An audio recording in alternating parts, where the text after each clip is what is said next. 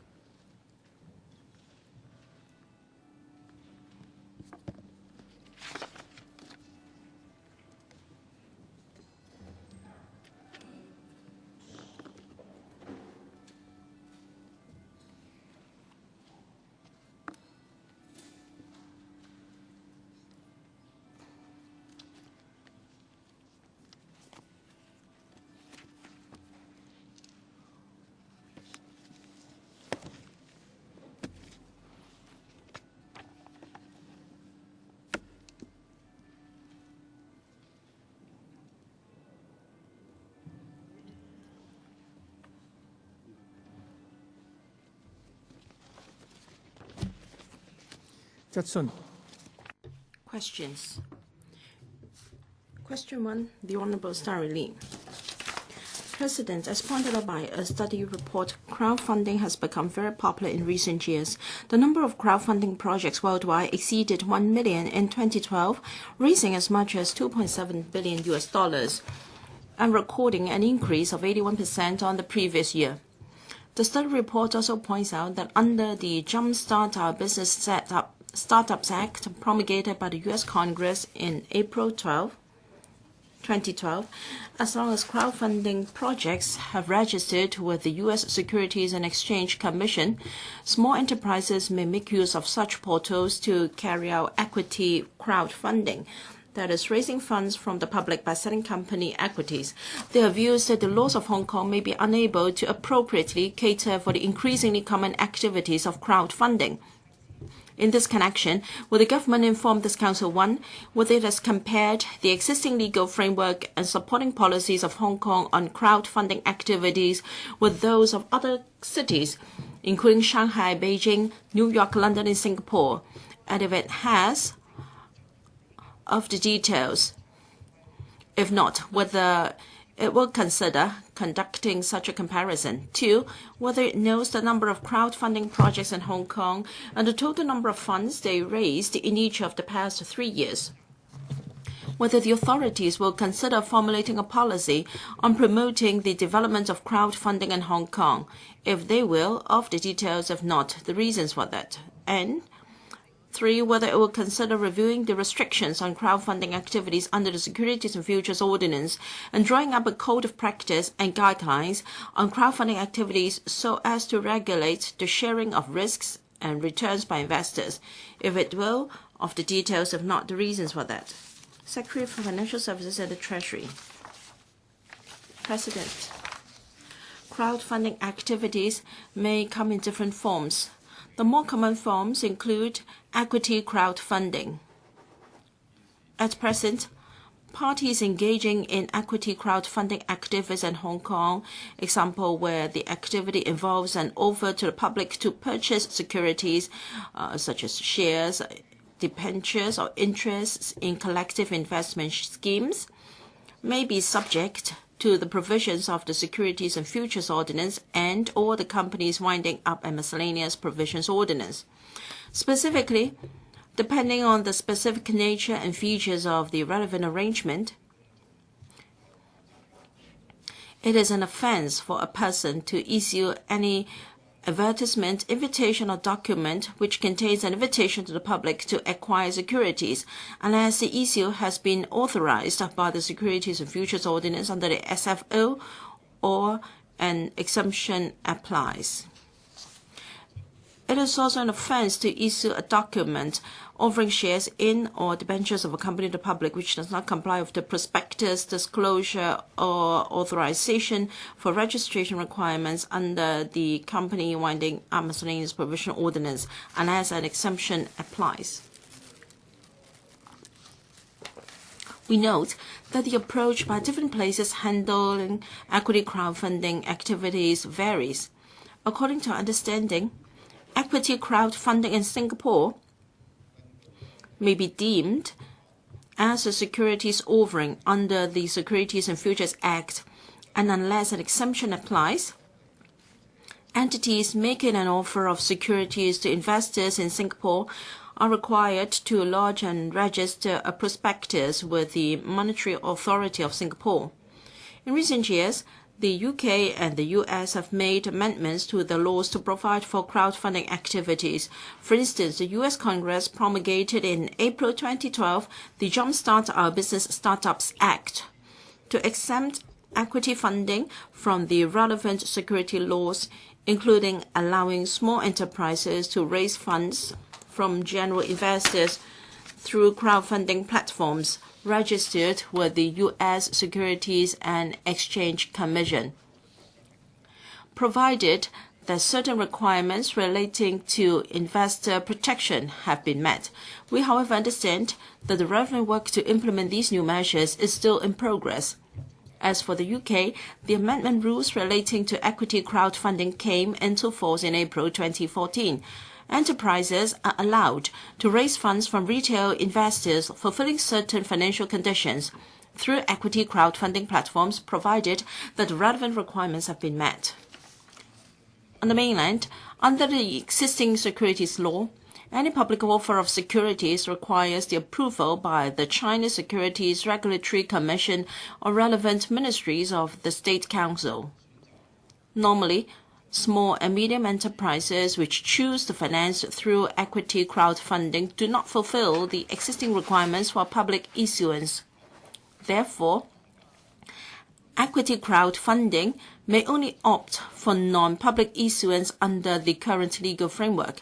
In this regard, the Securities Association of China has proposed a set of administrative measures on private equity crowdfunding financing and is conducting a consultation with a view to providing clearly that equity crowdfunding should adopt non-public issuance and that such activities should be subject to self-regulation. 2 and 3 of the question. We do not have information relating to the crowdfunding projects and the total amount of funds they raised in the past 3 years.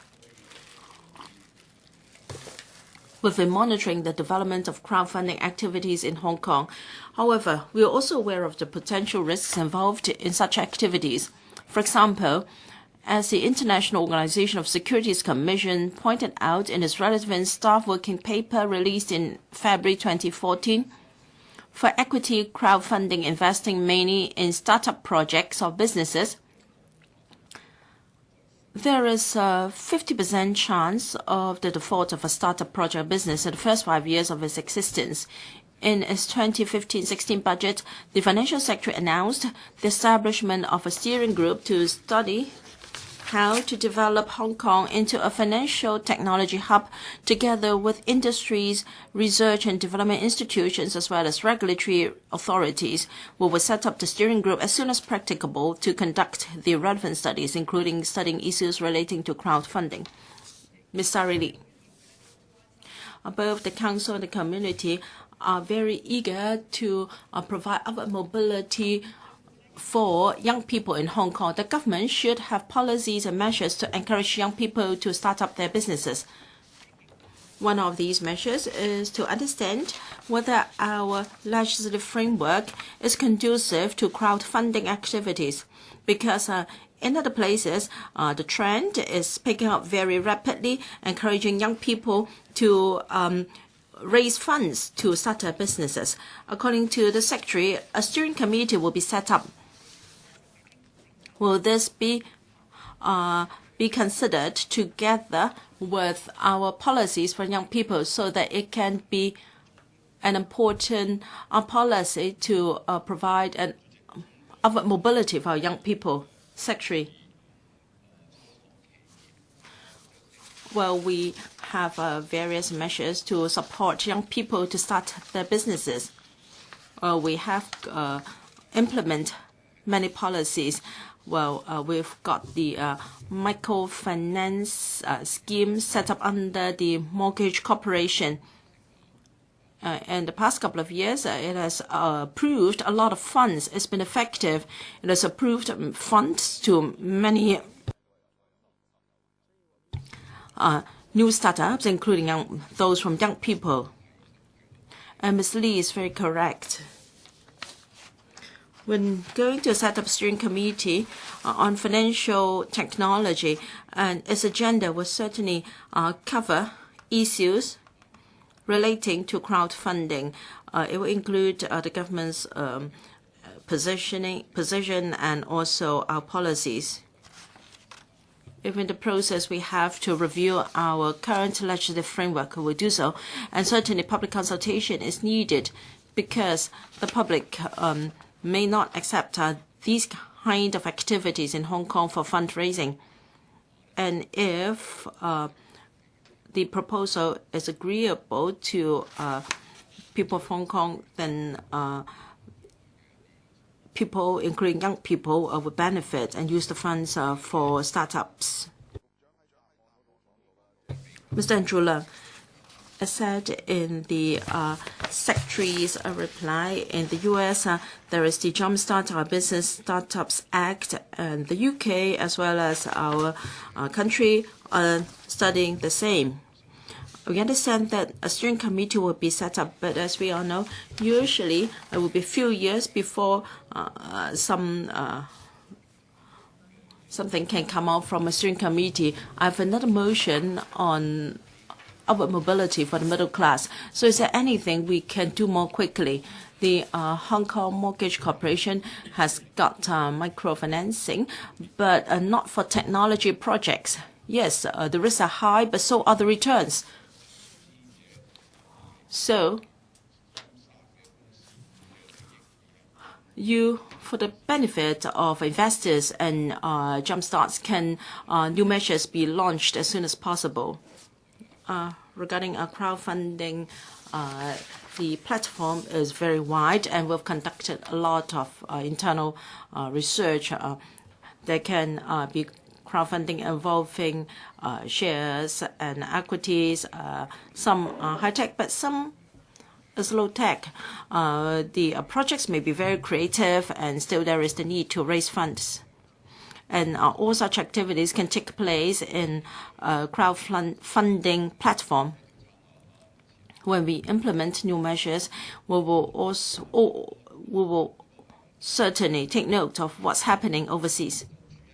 In my main reply, I said that for high-risk activities such as equity crowdfunding, many jurisdictions adopt a prudent approach. They will confine such activities to professional investors with high asset level, and also for non-public issuance. Because if it is too open to allow all retail investors to take part, then I believe many regulators feel that the risks are too high, and many parliaments do not agree to this arrangement. So for all these issues, we will consult the public. Regarding the timetable, the steering committee would like to come up with a way forward. That is what we can do in terms of financial technology. Crowdfunding will be among the issues. I believe very soon a report will be available. But the public should also discuss the kind of crowdfunding acceptable to the community and whether there is sufficient protection for investors. For instance, should we confine such activities to professional investors like other jurisdictions, or should it be more open? These are not just for the government to decide. We need a public debate before we can make a decision. Mr. Christopher Zhang, thank you, President. According to experience overseas, many new startups will fail sooner or later. Alibaba and also some other ventures become listed eventually, but they are rare. So investment in technology entities can be very high risk, and that's the reason why there are restrictions on such activities. Will you follow the practice of Kickstarter in the U.S. So that there can be crowdfunding not in equity form, so as to lower risk to investors. The entrepreneur of this model will sell the concept of the new products, and there can be pre-order of such products for fundraising. Many young people in Hong Kong have been successful in making use of that platform to raise funds. Can we encourage young people to set up such lower risk crowdfunding activities so that they can use a similar platform for raising funds? Thank you, Mr. Zhang, for your question. Yes, we also note that crowdfunding need not necessarily be done through equity crowdfunding. The platform you mentioned is a chance for the public to take part by pre-ordering of products. Whether such activities are entirely allowed under our legal framework, we have to consider that first. Because if it is not equity crowding, then provisions in the SF ordinance may not apply. But perhaps it is allowed under another piece of legislation, but we have to study that first. We will maintain an open yet cautious attitude in considering crowdfunding activities. We're going to consult the public on related issues. Mr. Charles Mok. Thank you, Ms. Starry Lee, for her very meaningful question. The government talks about financial technology, but there is little information on things such as crowdfunding. I hope the government can do a proper research on this. Crowdfunding activities is not just about equity crowdfunding. As pointed out by Mr. Christopher Zhang, there can be a pre-ordering of new products on platforms such as Kickstarter. I believe that you should look at it in a positive manner and not from a regulatory point of view. And there can also be crowd lending activities. And it's not mentioned in the main reply. Many places, including the U.S. and those in Southeast Asia, are doing this. The risks can be managed, and it will allow investors another chance of investment. SMEs, not just startups, can raise funds if they cannot take out loans from banks, and it can be of tremendous help to local enterprises. The market needs certainty. They want to know the government's policy inclination and when. If you just say as soon as possible, we'll continue to lag behind. For many private equity crowdfunding activities, they really want to see whether there is any opportunity in Hong Kong. So what is your consultation timetable? Can you let us know as soon as possible so that the market can know for sure when the government is going to do it? And are you going to consult if all stakeholders, including those in the financial sector and other sectors? I think you understand the financial technology cover a very broad range. It's not just about crowdfunding, it's about how technology can be used to help the financial services to serve the market beyond the internet. The fundraising mode you referred to is something we want to study more as well. As Mr. Mok said, this mode of fundraising has been effective in other places, perhaps because of the state of competition in the banking sector there. For private equity, well, it may seem to be crowdfunding, but it may sooner or later be eaten up by funds.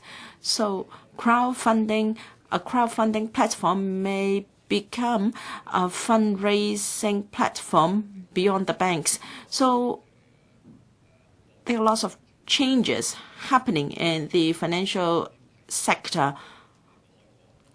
So we need to maintain an open mind, but at the same time we have to be cautious. We don't think that we have started too late,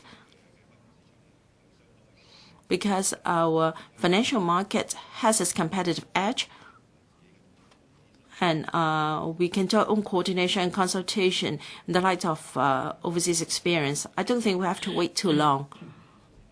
After the steering committee has completed its work, there will be views formed, and I think the consultation that follows won't take too long. In other governments, they also view this issue very cautiously. They will try it out because risks to investors in crowdfunding activities can be considerable. So there must be proper risk management measures. Mr. Sin Chung Kai. Thank you, President.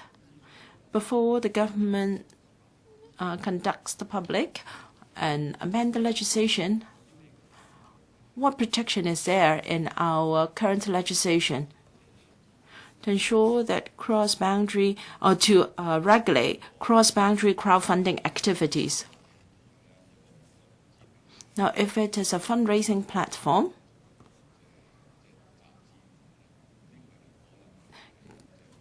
operating in Hong Kong, it may be subject to our local laws. If there is an activity targeting Hong Kong, well, it has to understand laws of Hong Kong. What do you mean by activities targeting Hong Kong? The international platforms, how can you trace whether they are targeting Hong Kong or not? We'll rely on our law enforcement agencies to do their work and for their clarification. Another point relevant to your question is cross-boundary crowdfunding activities. How Hong Kong residents should understand their own obligations, responsibilities, and risks. For emerging industries, well, they might not be subject to any regulation in Hong Kong. Any member of the public that would like to invest in such things should understand the risks properly. Question number 2, Mr. Raymond Chen. President, thank you. It's been reported that parallel trading activities are rather rampant in districts such as Shengshui, Tuen and Yundong, seriously affecting their daily lives. Apart from causing a gradual deterioration of environmental hygiene, parallel trading activities have also pushed up prices of daily necessities. Furthermore, the use of public transport by parallel traders inconvenience other passengers, and confrontations are occurring frequently. In recent months, the nuisance they cause to residents has triggered anti-parallel trader protests in these districts. In this connection, will government inform this council first whether the authorities have compiled statistics on the number of people engaged in parallel trading and the proportions of people between Hong Kong and the mainland?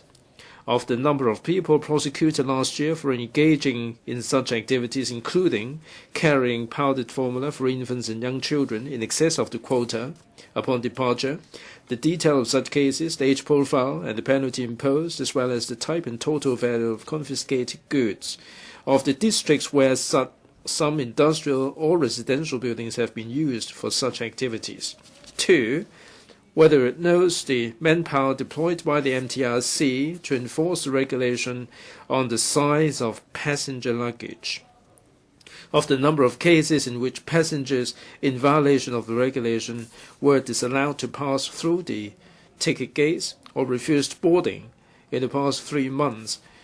The number of cases in which MTRC staff were injured by assaults and requested police assistance in the past 3 years, of the authorities' specific measures to support MTRC's staff in enforcing the regulation. 3.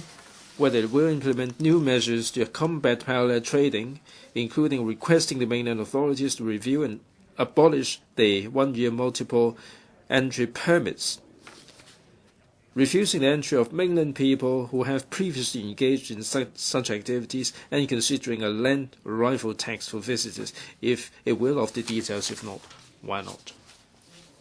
Secretary for Security. President, the Honourable Mr. Chen's question involves a number of areas. Our reply is as follows. The government is very concerned about the nuisance caused by parallel trading to the daily lives. The law enforcement agencies have been implementing measures to tackle this. Since September 2012, the law enforcement agencies have been mounting joint operations to suppress such activities and to improve order at railway stations and boundary control points. They've also refined the enforcement strategies. The Customs and Excise has actively been exchanging intelligence and mounting joint operations where parallel trading activities are frequent with the Shenzhen authorities, has also stepped up enforcement of the restriction on the export of powdered formula implemented since March 2013.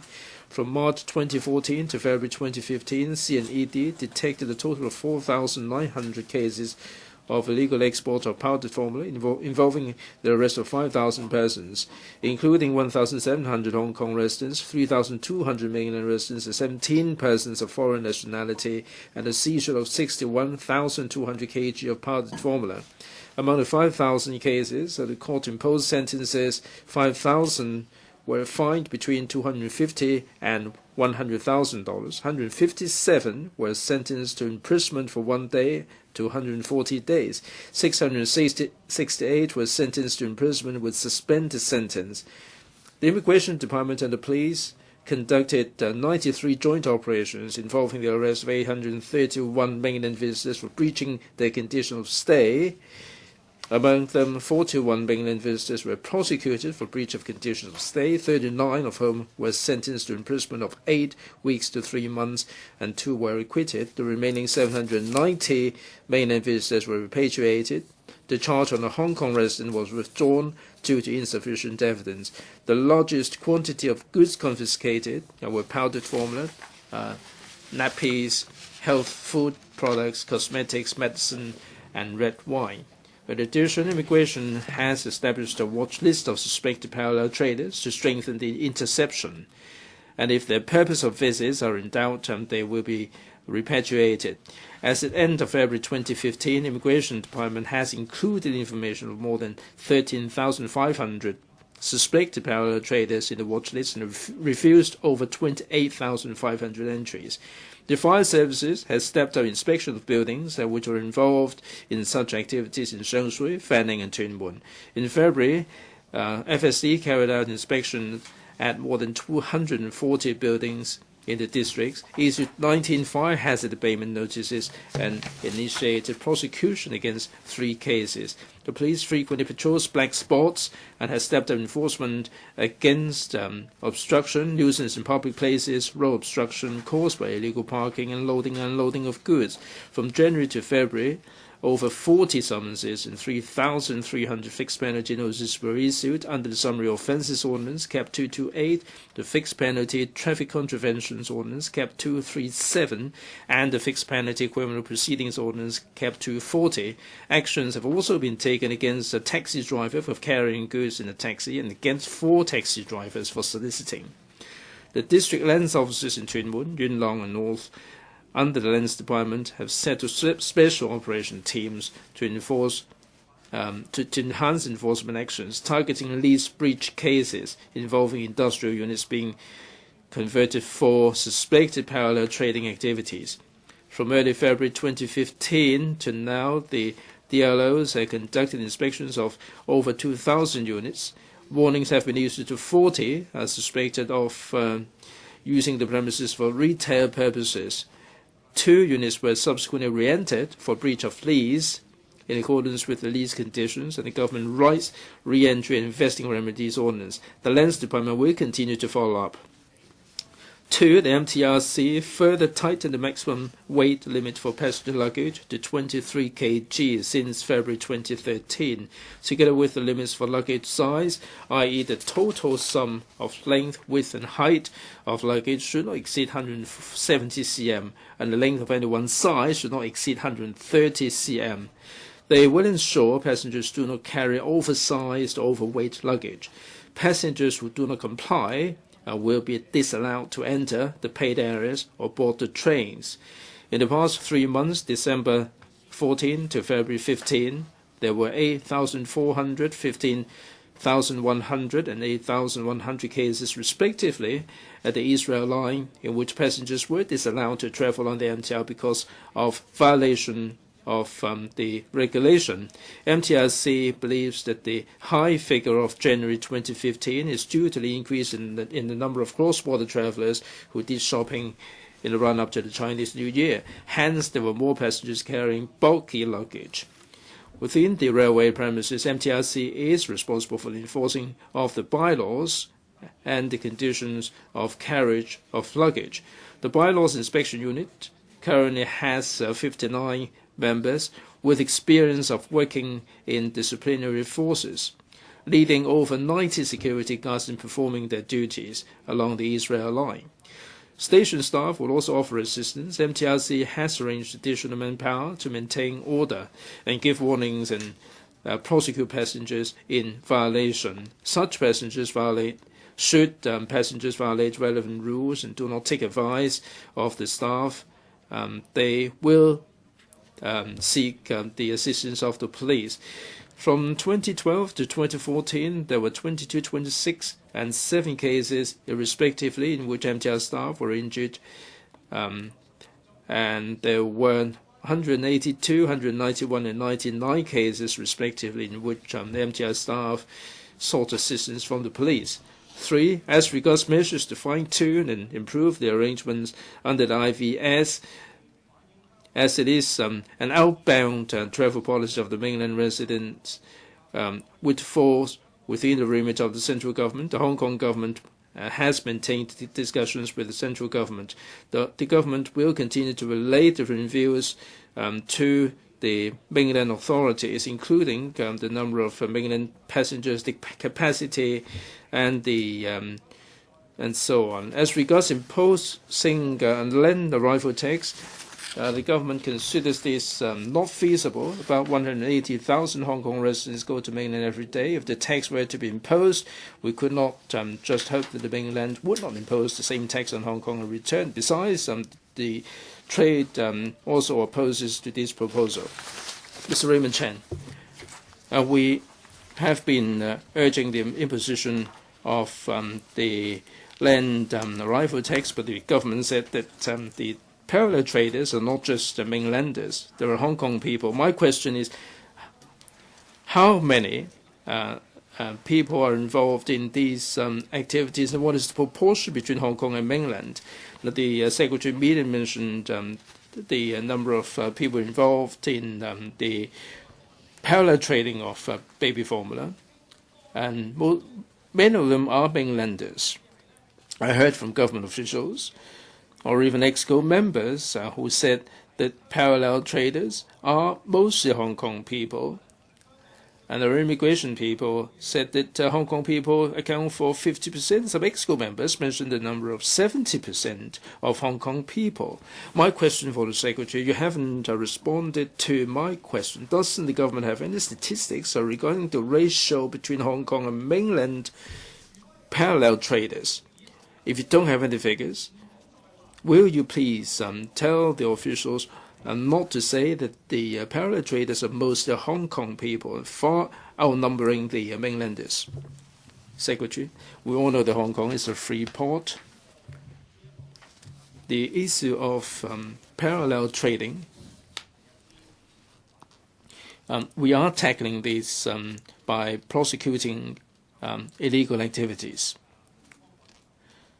Now, for the baby formula, we do have legislation in place regulating the carriage of the baby formula out of Hong Kong.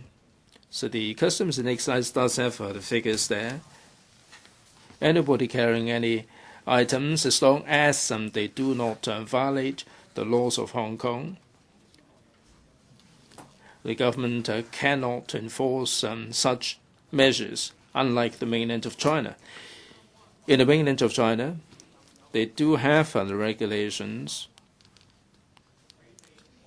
governing the carrying of items up to a certain ceiling. So when enforcing the law, there is a little bit of difference there. In my principal reply, I talked about the law enforcement against baby formula. Now, when operations are mounted, the other law enforcement agencies are also intercepting people. We do understand from the mainland authorities as to whether they intercept more Hong Kong people or mainland people. They do cover a broader spectrum of things because under the regulation, they would put a cap on a value to the personal items that people carry. And people may be carrying electronic items or expensive items like jewelry. So they do have a broad spectrum of items. If they have, the number of people they intercept who are in violation, there are more Hong Kong people than the mainlanders. But as far as baby formula is concerned, there are more mainlanders than Hong Kong people who were intercepted for violation. I've already mentioned explained the statistics in this regard. There are many members who are on the queue, so please make it brief when putting questions and also when answering the questions. Mr. Lau Wong-fat. President, thank you. President, the parallel traders have been disturbing residents in Shengshui, Tunmun, and Yunlong. They are the hardest hit. We have seen the anti-parallel traders protests, and they were pointing fingers at the passers-by. They barged in the shops and caused trouble, and they are causing a lot of nuisance to the residents. Will the government be stepping up the police patrol and communicate with the local organizations to forestall similar activities from happening, to make sure that people will have a decent life and the traders will be able to get on with their business? Secretary, President, the anti-parallel trading activities, we have seen what happened with regard to the protesters. Any acts that are in violation of the law and disturbing public order will not be tolerated by the police. The police will maintain close communication with the shops and step a patrol to make sure that they are able to carry on with their commercial activities. Mr. Vincent Fang. President, a moment ago the Secretary said that it is not against the law to engage in parallel trading in Hong Kong. I must emphasize that it is because of profitability that we see the rampant parallel trading that is going on. In paragraph 3, you mentioned that the imposition of a land arrival tax would not be fair. Would you consider imposing some sort of a levy for both directions, both arrival and departure? When they first come in, we can allow them in for free for the first time, but when they come in for the second time, you can increase their costs. $100 for the second time, $300 for the third time, and so on a sliding scale. And that would affect their profitability. I think that will reduce the number of parallel trading activities.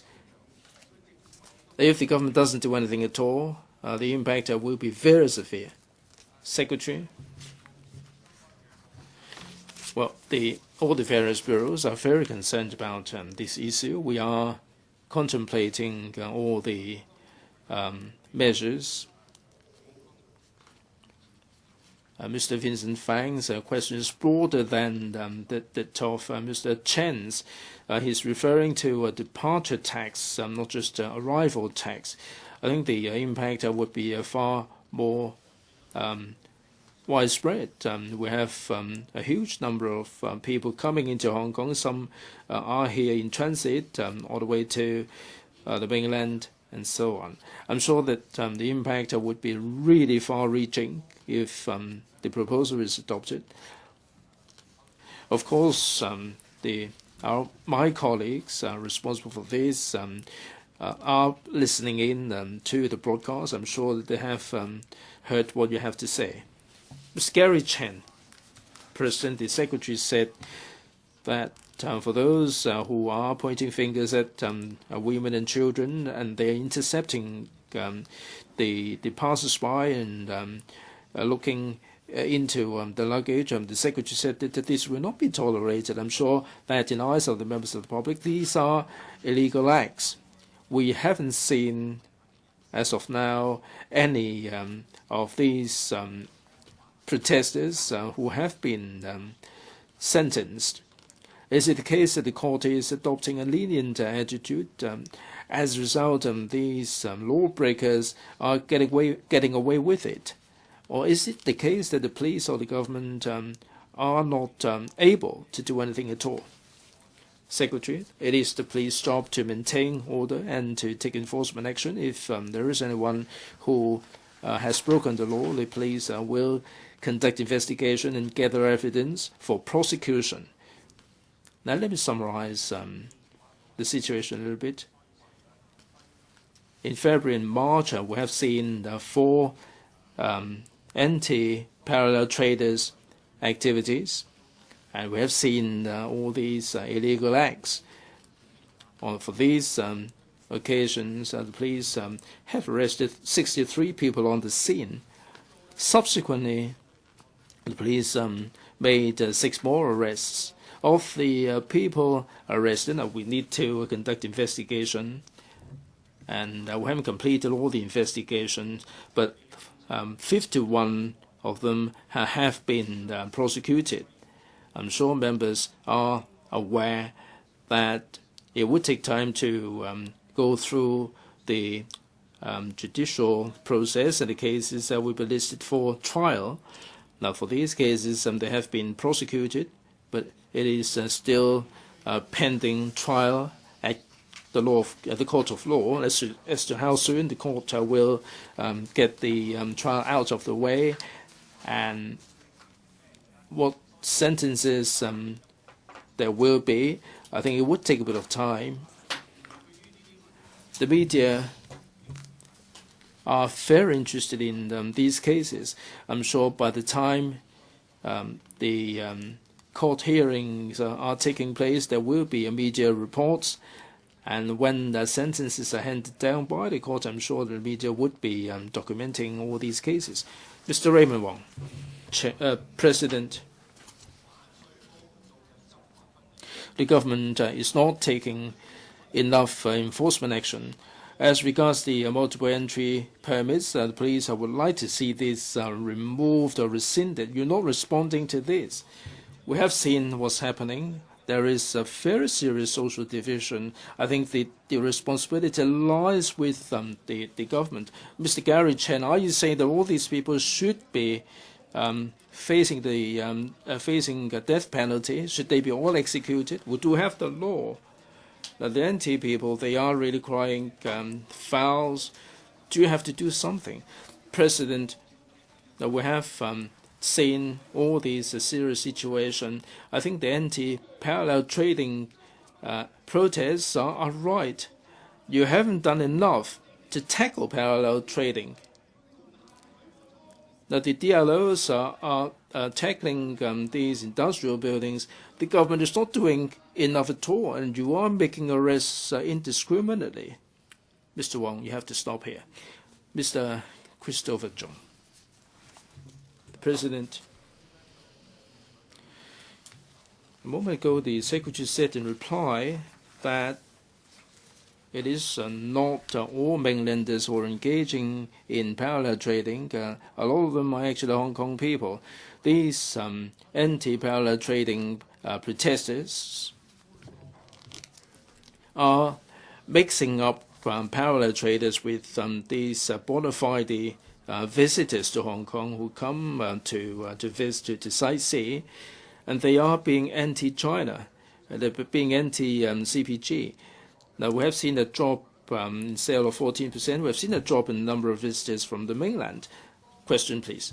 Now, my question is, will the authorities be taking any measures to educate the members of the public and let them know who are parallel traders and who are not, and who are bona fide sightseers and visitors to Hong Kong, so that these anti-China protesters or politicians who are advocating Hong Kong independence will be causing confusion and chaos in Hong Kong?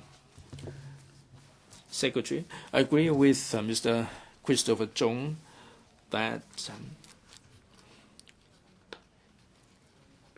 some of the mainlanders coming to Hong Kong are indeed taking goods to the mainland, but indeed there are so many who are coming to sightsee and to visit. We cannot lump them in the same breath. Now, many of the anti-parallel traders, trading protesters are not living in the same district. And indeed, because of the influx, some inconvenience has been caused. So we are taking measures to restore the order. Hong Kong has always been hospitable. Any visitors coming to Hong Kong, as long as they are not breaching the laws of Hong Kong, we have to be hospitable to them. We should not view them with any prejudice. From newspaper reports, some Asian or Southeast Asian visitors are reluctant to come to Hong Kong because they are speaking the same language as that of the mainlanders, and this is not standing Hong Kong in good stead. We have spent 24 minutes on this question. I'm sure that members will be pursuing this matter through other channels. The third question, Mr. Ma Fung-kwok. Thank you, Mr. President.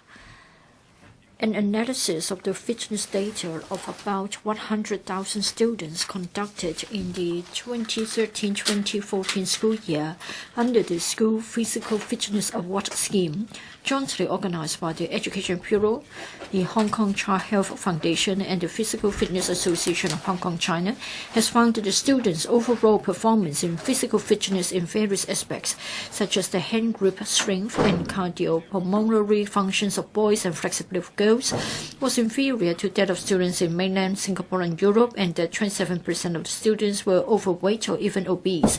In addition, it has been reported that there is a trend of people suffering from heart diseases and diabetes at a younger age in recent years, and obesity and lack of exercise may increase the risk of developing such illnesses. In this connection, will the government inform this council, first, whether it will review the contents of physical education curricula for primary and secondary schools and increase the lesson time for physical education with view to enhancing students' physical fitness, if it will, of the details, if not the reasons.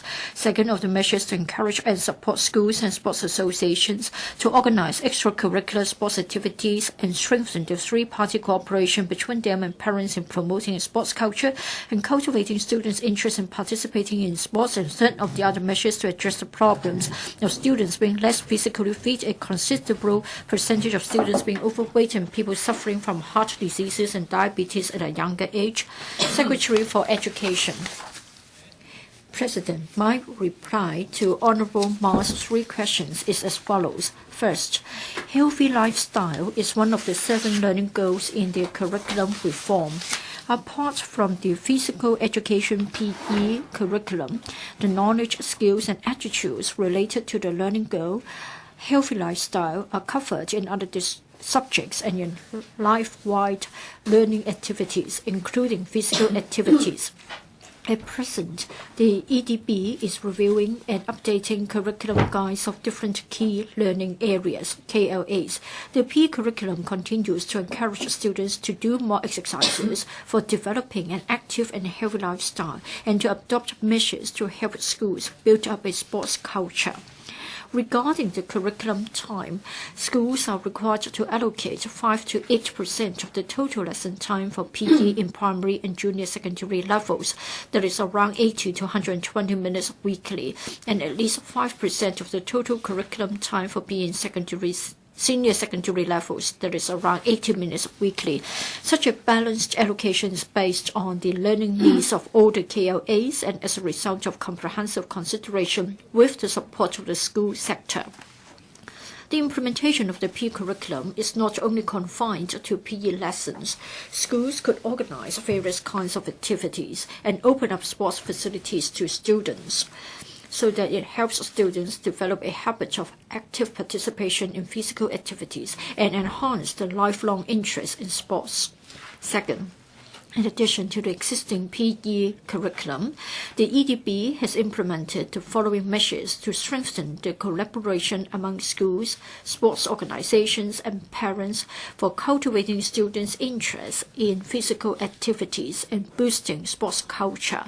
These include, first, providing subsidy to schools for purchase of sports equipment and employment of sports coaches. Second, collaborating with different governmental and non-governmental bodies to organize different sports activities, including inter-school sports, dance competitions, school sports program, school physical fitness award scheme, and offer advanced booking of public sports facilities for schools free of charge or at concessionary rate. Third, conducting professional development programs for teachers. Fourth, organizing parent-child physical activities through schools, such as relay competitions in swim gala and in athletics meet. And fifthly, co-organizing with the Leisure and Cultural Services Department, LCSD, for the program of School Sports Tour, iSmart Fitness Scheme, to encourage parents and students doing more exercises. Third, the EDB has been working with other bureaus and departments to implement a number of measures to tackle the problems of students being unfit and overweight. Examples are, first, in terms of physical fitness, students' cardiorespiratory function and body fitness are improved through PE lessons and different physical activities organized by the EDB, such as jump rope for heart and school physical fitness award scheme. Second, in terms of health promotion, the EDB and the Department of Health co-organized the Start Smart at School.hk and Eat Smart at School.hk campaigns in schools. The Department of Health also launched the Eat Smart at Restaurant.hk and I'm So Smart community programs to promote healthy eating and physical activity to children and parents in the community, so as to prevent and tackle childhood obesity and to reduce the risk of non-communicable diseases among children. And third, in terms of health services, the Department of Health launches the parenting program in maternal and child health centers and the Student Health Service to promote health and referral service for primary and secondary students with an aim to help the needy children develop exercise habits. It also invites students of schools with a high overweight ratio to join the tailor-made regular exercise class program or exercise and keep fit course.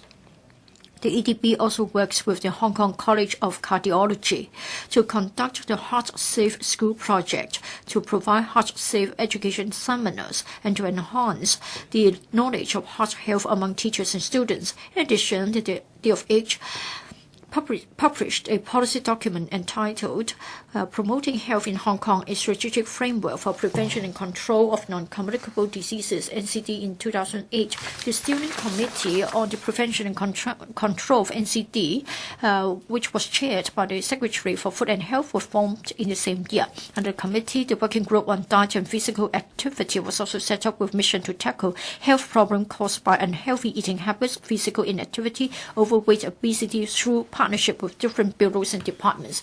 Mr. Ma Fung-kwok. Mr. President, in the first part of his answer, the Secretary has said that the curriculum time has the support of the school sector. In other words, it implies that he's not going to change it. In the third part of his answer, he set out a number of measures. But then the most important point is that has the government considered my point in the question? That is, how come that our physical fitness fares worse than their counterparts in other places? Is it because we haven't done enough? Well, for the World Health Organization, the target is to have 60 minutes of activities physically, but usually students have only got 1 or 2 PE lessons. So, Secretary, do you think that you are happy with the current status, and do you intend to review it or change it? Secretary. Thank you, Mr. President. I would like to thank the member for his question. In my main reply, I've emphasized that for physical activities, they should not be confined to the PE lessons, which run for 80 to 120 minutes. In fact, during recess time, after lunch, and after school, students can still take part in physical activities. Moreover, they should be encouraged to take part in physical activities. And then for the findings of individual studies, we have to look at the background, which varies from one place to another. Say, for example, for the study referred to in the question, there's mainly about data gathered from schools. Once every 5 years, the EDB conducts a larger scale physical fitness survey covering the entire territory. We have completed 2 rounds of such a survey, and for the third one, we are going to cover all the schools.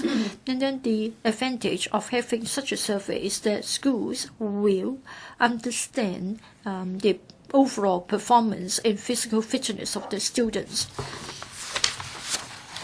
PE lesson time should not be regarded as the only time when students have physical activities. Mr. Chen Kin-po, many students are indulged in surfing the internet. They sit for hours in front of their computers, so that's why they haven't got enough activities. What measures have been adopted to persuade students not to indulge in online activities? And in fact, parents should also be tasked with the responsibility to urge their children not to spend too much time on the internet and be engaged in more physical activities. Secretary, this is important. Just last week, I had the opportunity to meet with the 18 districts parent-teacher associations. For time spent by students in front of a computer, on the internet, and doing physical activities, this has become a concern to the parents. We can deal with the problem at different levels. First of all, for e-learning, we have already emphasized that students should not just indulge themselves in e-learning without interaction with other students. And then for both the preschool as well as the primary and secondary school education, we have emphasized in our curriculum design that when we have small group teaching, we should not have 1 computer per student so as to encourage interaction. There are also extracurricular activities that are competing for time available to students. So we need to have a diversified approach so the students won't concentrate on one particular activity. Mr. Yu Si-wing. In his main reply, the Secretary has said that there is a certain requirement concerning the curriculum time, about 5% of the total lesson time under the new academic structure. Senior secondary students are really anxious about their public exam results, and therefore they're spending less and less time on physical education and physical activities. So we are really worried that senior secondary students have a poorer performance in physical fitness when compared with primary students and junior secondary students. I just wonder whether we can boost the total lesson time for PE in relation to senior secondary students, just to make sure that they have adequate physical activities. Secretary. Thank you, Mr. President. We did consider such an idea. Well, our target is at least 5%. In other words, at least 80 minutes. As a result of a curriculum reform, we have already streamlined the content of certain subjects, and then some school-based assessment has been deferred, or the ratio has been lowered, so as to set aside time available for other subjects and to afford flexibility to schools. So I have to emphasize that 80 minutes is the minimum requirement. In fact, many secondary schools have many students taking part in other sports activities like cycling. And in fact, there are also after-school training sessions. Mr. Tony Chan. Thank you, Mr. President. In the Secretary's reply and in his verbal replies, he has told us how students should do more exercises and be mindful about a healthy diet. He tries to say that they have done a lot, but then we've seen school students suffering from overweight. So exercising and paying attention to diet are of course important, but what about their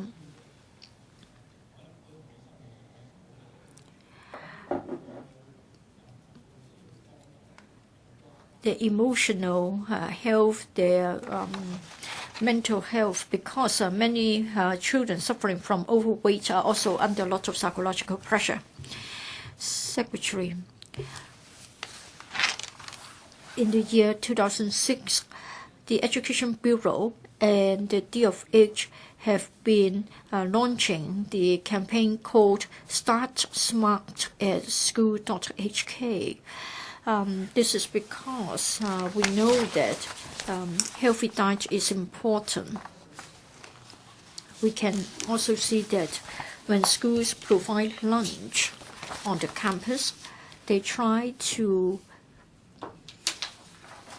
make special requests concerning the food provided by the contractors, say a low salt, less oil, less salt, and less sugar diets. Therefore, it is important to have the right attitude.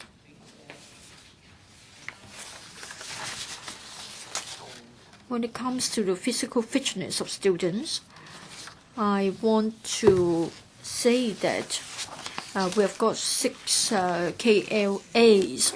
First of all, they have to understand the skills, and they have to understand the relationship between physical fitness and health, so that they won't be excessively quiet or they won't become inactive. And we need to learn about the values. I think if they do exercises together with their peers, they will become more conscious about a healthy diet. And also, we need to strike the right balance. Otherwise, if their heart rate goes up too much, they would be discouraged. And lastly, we would like to make sure that they have the aesthetics development, so that they know that physical fitness and healthy diet will also make you smart and beautiful. Dr. Ka-keung, The Secretary seems to say that we've done our part, but how come that the physical fitness is so bad? Now, for us doctors, we know that overweight and obesity will lead to diabetes. Secretary, let me ask you this question. We don't have enough sports venues, so after school, students have nowhere to go to play ball games. 10 years ago, we asked the administration as to whether all the school sports venues and facilities be open to the community and the students so that they can have their own physical activities. Has this been done? And also, for senior secondary students, just 1 PE lesson per week. For primary and junior secondary students, just 1.5 lesson. If you allow this to continue, I don't think there will be any improvement. Can you do more? Thank you, Mr. President. Just now, I mentioned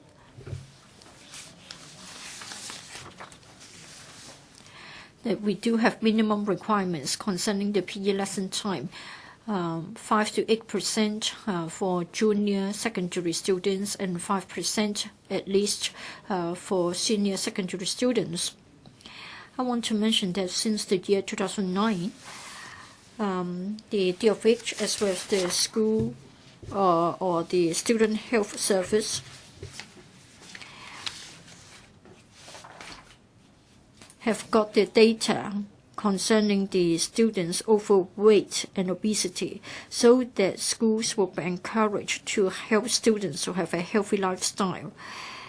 And in fact, outreaching talks can be organized to go to the first 100 primary schools and first 50 secondary schools which have relatively more overweight students.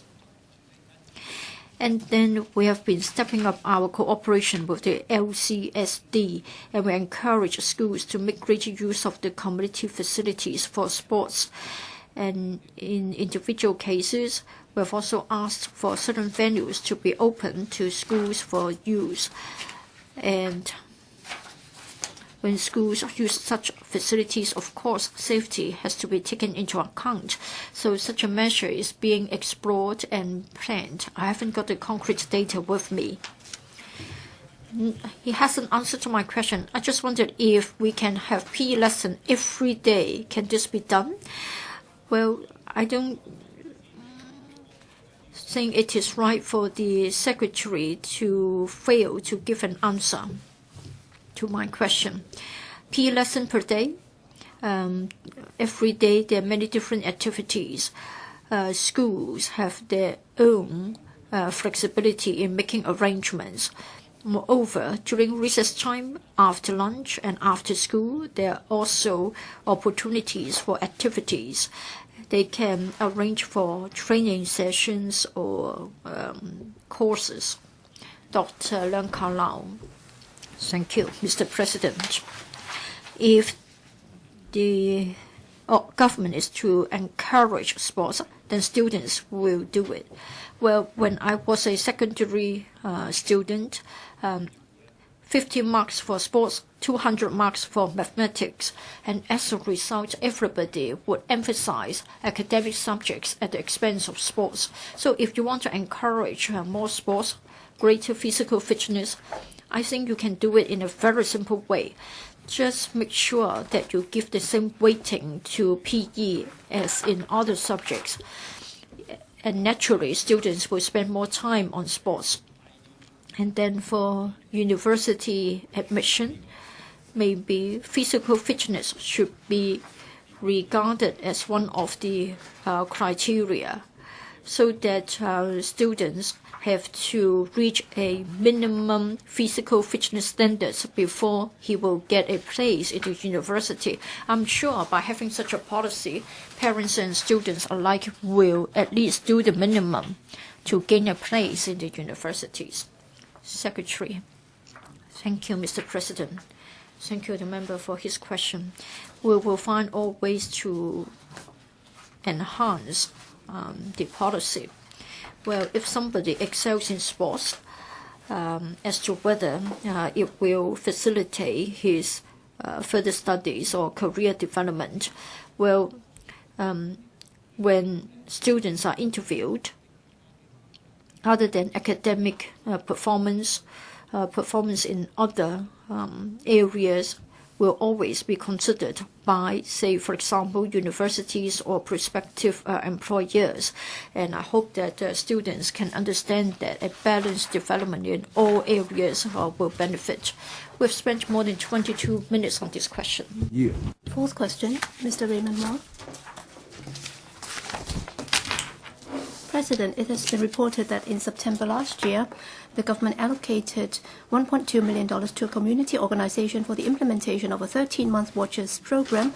The program provides training support to street sleepers, organizes activities for them, and cleans the places where street sleepers usually gather with the aim of assisting them to eventually quit street sleeping. In this connection, will the government inform this council, 1, whether it knows the number of street sleepers so far who have found, with the assistance offered by the Watches program, a fixed abode; 2, of the current number of street sleepers on the register of the Social Welfare Department, and among them the number of those who street sleep in the Sham Shui Po district; and 3, whether it has grasped the situation of street sleepers reverting to street sleeping after being allocated public housing, as it has learned that quite a number of people consider that street sleepers affect environmental hygiene as well as law and order, and they therefore have a negative perception of street sleepers, how the government protects the rights and interests of street sleepers in daily lives.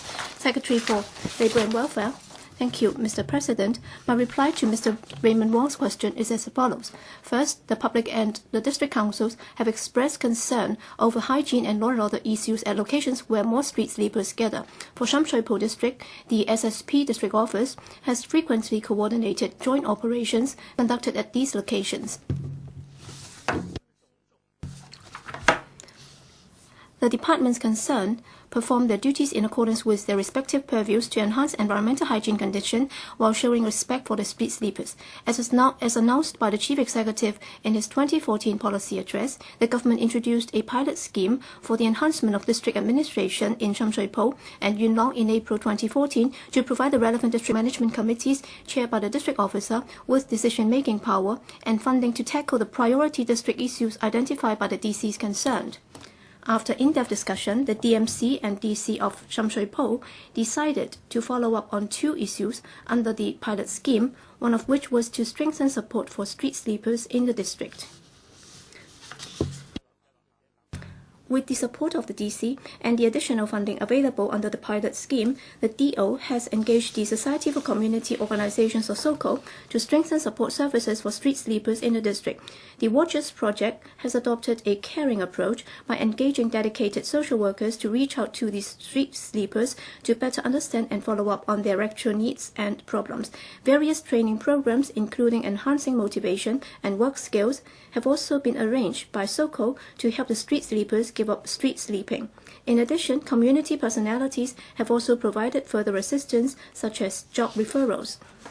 As at the 28th of February this year, 34 street sleepers in Sham Shui Po had left the streets and live in a fixed abode under the Watches project. Part 2 of the question. According to the information currently kept by the Social Welfare Department, there were 806 registered street sleepers in Hong Kong as at the end of January 2015. Of these, 381 were in Sham Shui Po district. Third, according to the social workers who are in touch with street sleepers, some street sleepers have, after being allocated public housing units, reverted to street sleeping owing to their difficulties in adapting to the new lifestyle and/or other personal factors. For instance, some street sleepers who wish to be self-reliant by engaging in a number of casual jobs to support their own living would prefer to stay in the streets near their workplaces and are reluctant to return to their public housing units, etc.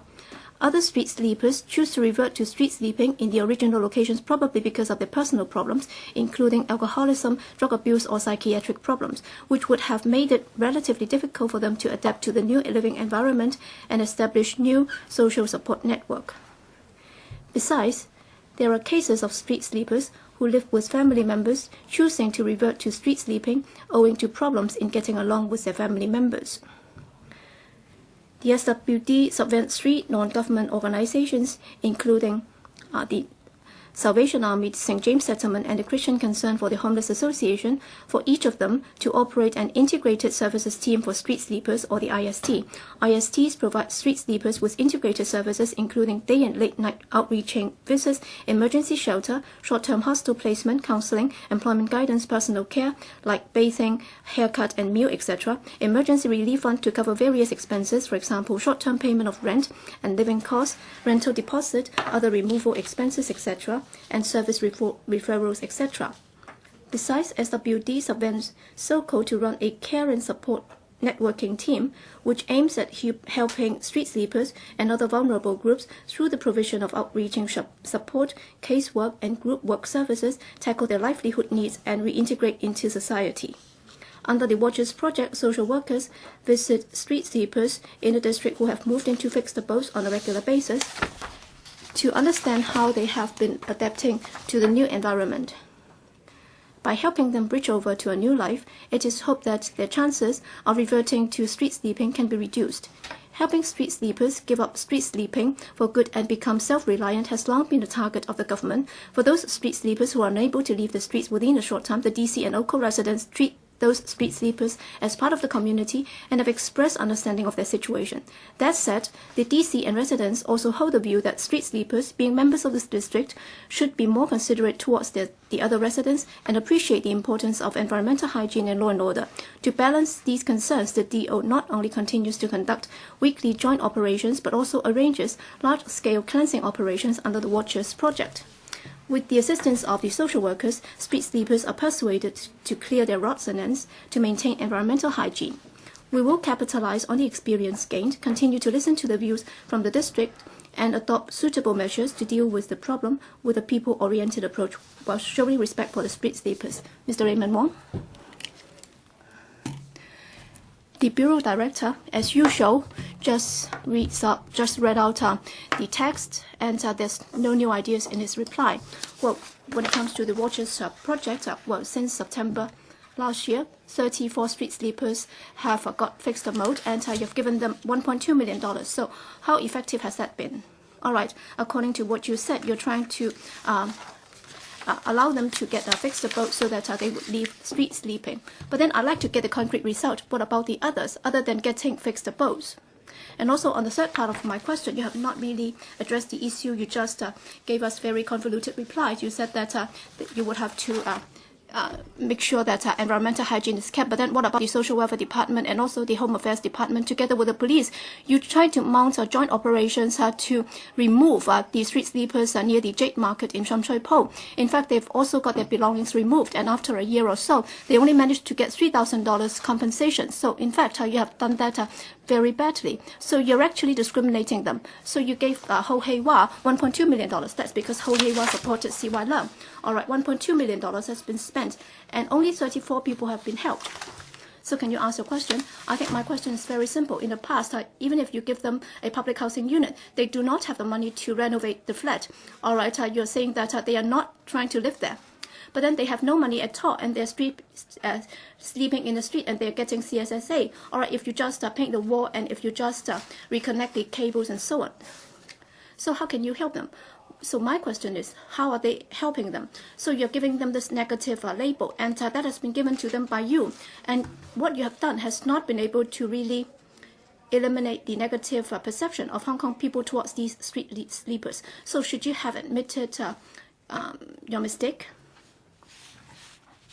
Secretary, we fully understand the concern of Mr. Raymond Wong, and through this Watchers project, we'd like to promote a change in the culture of the district, including inclusiveness.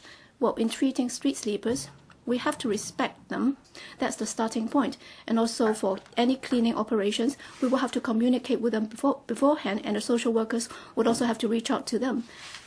Other than the 34 street sleepers who have quit street sleeping, in fact, on the whole, if you look at the trend, in Sham Shui Po, in the past, there has been a steady decline in the number of street sleepers, but then recently, that trend has slowed down, and therefore the rate of increase has slowed down. But to give you some figures, in 2014, well, there was 387 street sleepers in August, but then today we only have 381. There was no increase whatsoever. But then in other districts, in Yau Chi Mong, for example, well, in August 2014, there were 251, and now there are 303. So there was a very dramatic increase. So the pilot program, if it's effective, then it will be extended to other districts, not just Sham Shui Po. Because in Hong Kong, we have 2 disaster zones, so to speak. Sham Shui Po is one of them. He should not be long-winded. I was asking about the negative label. Mr. Raymond Wong, please sit down. Mr. Wong, please sit down. Bureau Director, please address the point raised by the honourable member. Definitely, there should be no negative labeling against them. In fact, they are the group to be helped. In fact, we are providing more care to them, we are providing more support for them, and there would be more communication.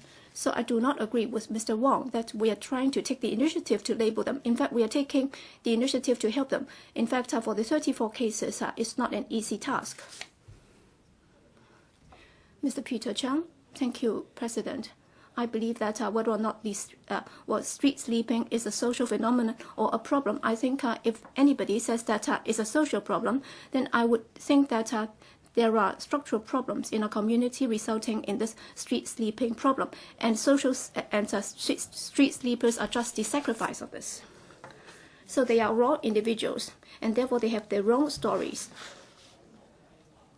With this Watchers project, I think they have been rather successful because in 6 months they've managed to get 34 street sleepers willing to quit street sleeping and get fixed abode. But then the Bureau Director has not given us the details as to how the program operates.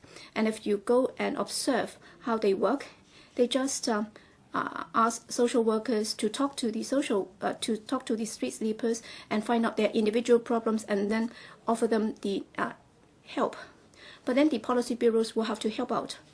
So my question for the Bureau Director is, all right, you have this pilot program, and there is another 6 months to go, and just now you said that you would be going to Yau Ma Tei. But basically, would you be able to tell us, all right, are you going to start in Yau Ma Tei tomorrow, and then the day after you'll be going to North Point, for example?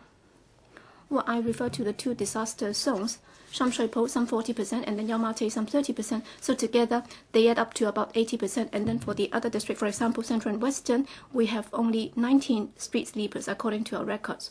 So if the Sham Shui Po model is good, so like other pilot programs, we will regularize it and extend it to other districts. And as you said, we'll be focusing on Yau Ma Tei and Yau Chi Mong.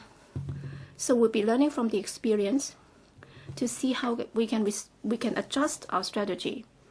And as to how the Watchers project goes about it, well, 2 social workers would go to the 300+ street sleepers in Sham Shui Po, for example, for the late night outreaching service. In fact, they would come back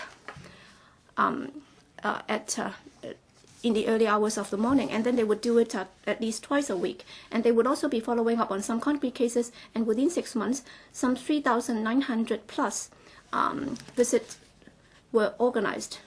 So you can imagine, there were very frequent contacts, and it's very intensive counseling to enhance their job skills and personal counseling. In particular, the spirit to become self-reliant, that's very important. And some of these are rather difficult cases. As social worker, you should have known that some 40% of them abuse drugs, or they might be alcoholics, or they might have very poor relationship with their family members.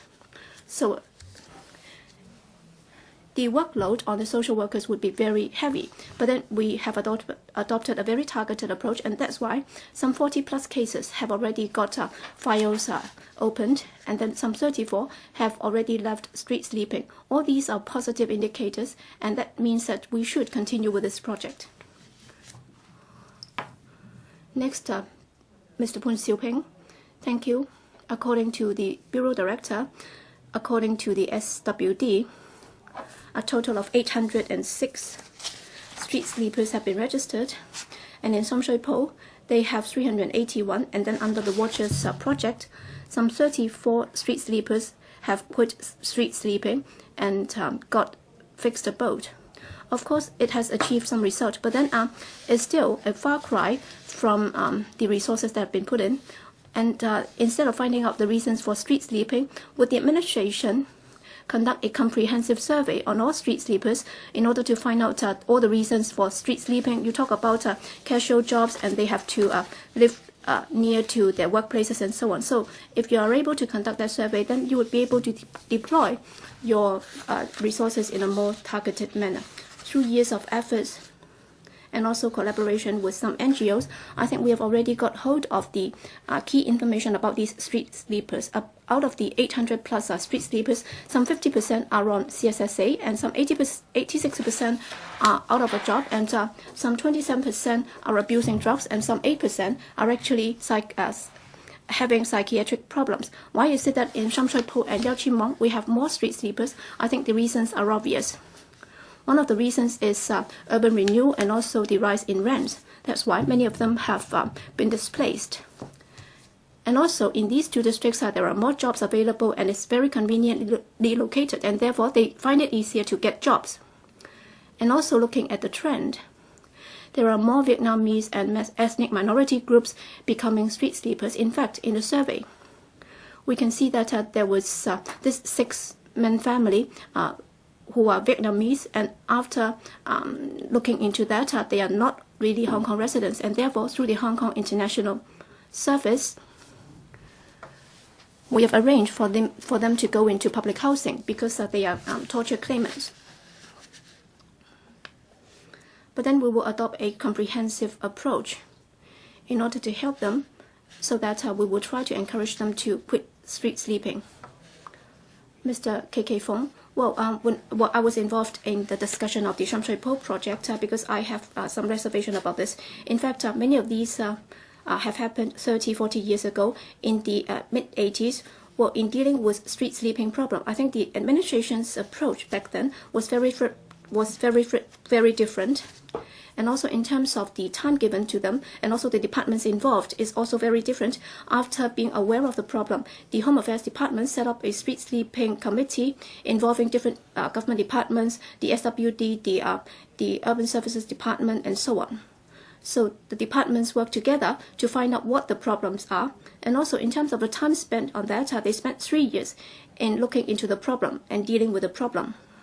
And today we have 34 people getting fixed abode. In fact, back then they also managed to do it, but then shortly afterwards they would come out again unless you are able to provide them with in situ rehousing. Many of them would be reluctant to get in.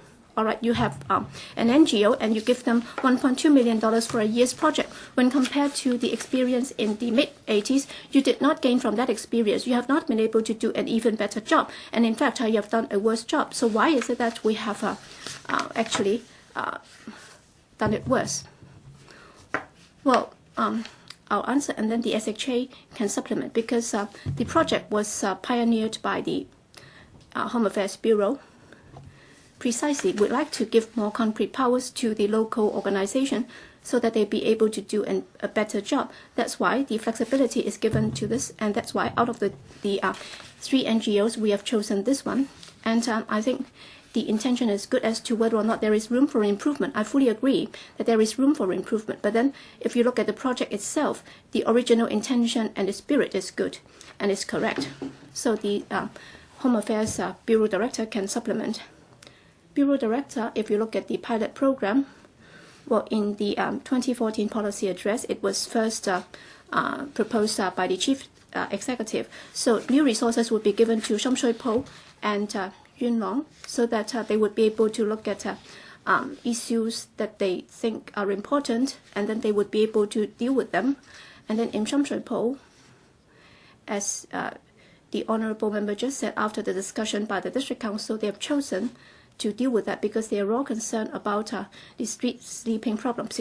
Because one, they are concerned about the buildings with no management and no OC and so on, and therefore they have chosen to give priority to these 2 issues. And as it has been said just now, since the implementation, some 34 people have got fixed abode. As to whether or not they have come back to street sleeping again, according to our understanding, in fact, 1 indeed after he has been given fixed abode, he went back to street sleeping again. But then one of the successes of the project is that that has enhanced communication within the local community, and that has also enhanced mutual understanding within the community. As we all know, in Sham Shui Po, earlier on, some residents had complaints about street sleepers, thinking that, for example, in Tung-kwok Street, at the temporary market, they're actually putting out some ends and odds, and therefore they are causing some environmental nuisance. That's why, after the complaints have been lodged, well, some others said that, all right, they're rather careless, and therefore something has to be done to help them. And as Mr. Wong said, there might be this negative label being put on the street sleepers, and precisely after the implementation of this pilot project, there has been better communication within the local community, whether it's the district council or those who are concerned about the problem caused by the street sleepers. With this dialogue taking place, they have this common direction through which they'll be able to resolve the problem of street sleeping, and they're of the view that they will have to care about them, and they would also have to enforce the law, and this two-pronged approach has to be adopted. And both sides agree on this approach. That's why I think the plan has been progressing rather smoothly. My question is that why is it that 30 years ago you also had this interdepartmental group working on this for 3 years to resolve it, and now you only have one department engaging an NGO and you're only doing it for 1 year? You have not answered the question at all. Well, under the pilot program, in fact, all departments are working together in a coordinated manner. We have the SWD and also the FEHD, and of course the Bureau. Next, Alice Mak. President, I'd like to ask this. As the Bureau Director just said, other than Yau Chi Mong, there are other districts with isolated cases. In the new territories, it's very different from the urban areas. In the new territories, we have some elders, and they like to look after the cartons they have collected, and therefore they are not willing to go home. So, Bureau Director, my question is that for this project or similar projects, can the Labor and Welfare Bureau go to the different districts, and then you would try to offer more custom-made services or help to these individual street sleepers in order to help them solve their problems? We are more than willing to do it. In fact, well, I was talking about the effectiveness of the pilot program, and Yau Chi Mong would be the next, and the two districts together will have some 800 street sleepers, and then in Kwai Ching there are only 3, and therefore, relatively speaking, the problem is not very serious. But then it's not a question of the number, but then the direction is we should try our best to help them, and we should care for them. And then in Sham Shui Po, some 34 have got fixed mode, and 4 are elders, and they've been arranged to go into elderly homes. And for the elderly street sleepers, we would like them to go into aged homes. So for what you said, we would try our best to do it. So it's not about the number. We have to provide care, and we should provide better support to them. We have spent more than 22 minutes on this.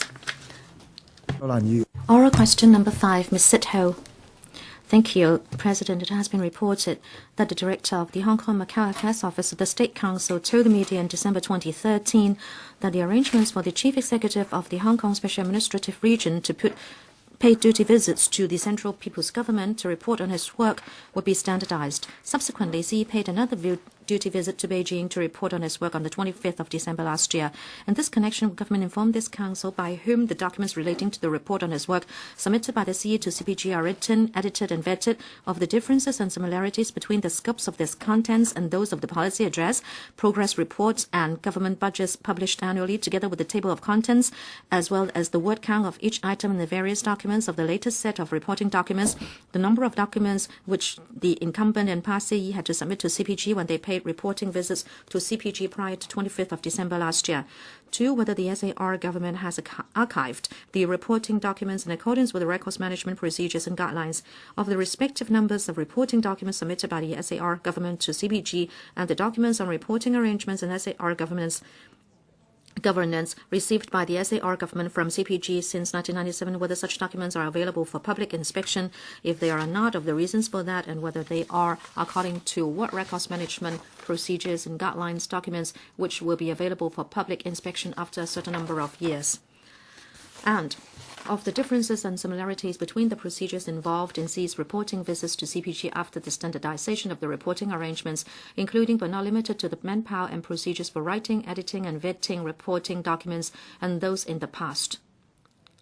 Whether, besides CE, any official of the SARG is required to account for his work to CPG and or other mainland authorities. Whether the SAR government will consider providing reporting documents to this council prior to Xi's reporting visits for the council to hold debates on their contents. CS4A. President, the government's consolidated reply to the questions raised by Ms. Cyd Ho is as follows. Pursuant to Article 43 of the Basic Law, the CE shall be the head of the Hong Kong SAR and shall represent the Hong Kong SAR and shall be accountable to the Central People's Government and the Hong Kong SAR in accordance with the provisions of the Basic Law. Article 48 stipulates that CE shall lead the government of the SAR, be responsible for the implementation of the Basic Law and other laws which, in accordance with the Basic Law, apply in the SAR. Implement the directives issued by the CPG in respect of the relevant matters provided for in the Basic Law and conduct on behalf of the Hong Kong SAR government external affairs and other affairs as authorized by the central authorities. Under the principle of one country, two systems and the provisions of the Basic Law, CE has a special and important constitutional role. Accordingly, the CE regularly reports to the CPG on the work of the Hong Kong SAR government and the situation of the Hong Kong SAR. Since assumption of office, the incumbent CE has been making detailed, comprehensive, objective, and truthful reports to state leaders on the situation of the Hong Kong SAR and the work of the Hong Kong SAR government. State leaders have fully affirmed the work of CE and the Hong Kong SAR government.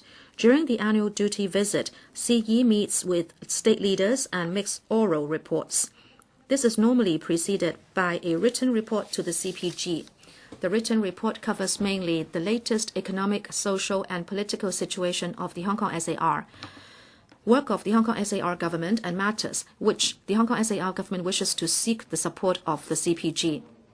CE's office coordinates the compilation of the written report, which will be submitted to the CPG through the Hong Kong and Macau Affairs Office of the State Council and properly filed in accordance with the established records management requirements of the Hong Kong SAR government. Every time before CE makes a duty visit to Beijing, CE's office announces the arrangements in a press release. While in Beijing, CE also updates the media on the developments of the visit.